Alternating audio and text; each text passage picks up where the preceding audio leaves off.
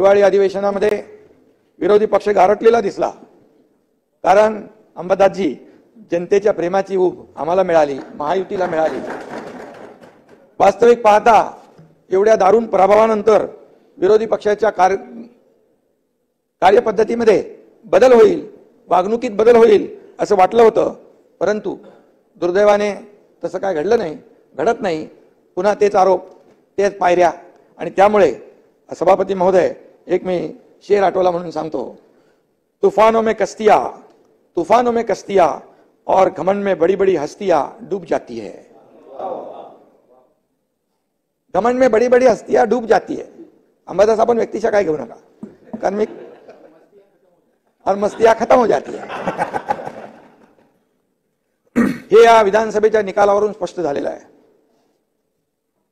कारण जेवढं या निवडणुकीमध्ये यश महायुतीला मिळालं, हे खरं म्हणजे आपल्याही सदस्यांनी बोलताना मागच्या चर्चेत सांगितलं की अनपेक्षित यश या ठिकाणी मिळालं। आम्हालाही माहित नव्हतं एवढं मिळेल म्हणून। म्हणजे हे यश जनतेने दिलंय, लाडक्या बहिणींनी दिलंय, लाडक्या भावांनी दिलंय, लाडक्या शेतकऱ्यांनी दिलंय, सगळ्यांनी दिलंय। त्यामुळे ईव्हीएमचा घोटाळा तुमच्याच लोकांनी सांगितलंय की ईव्हीएमचा घोटाळा झाला नाही, कारण हे यश ईव्हीएमचा घोटाळा झाला असं आम्हाला माहित पडलं असतं, तुम्हाला माहित पडलं असतं।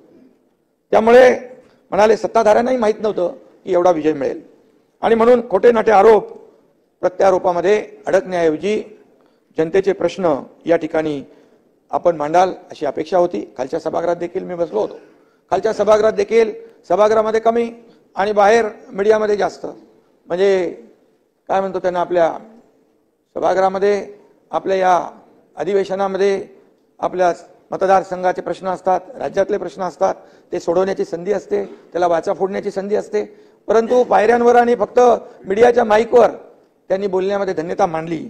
आणि म्हणून मी एकच सांगतो की आम्ही यापूर्वी देखील विरोधकांना आरोपाला आरोपाने नाही कामातून उत्तर दिलं, यापुढे देखील आरोपाला आम्ही कामातूनच उत्तर देऊ। जनतेला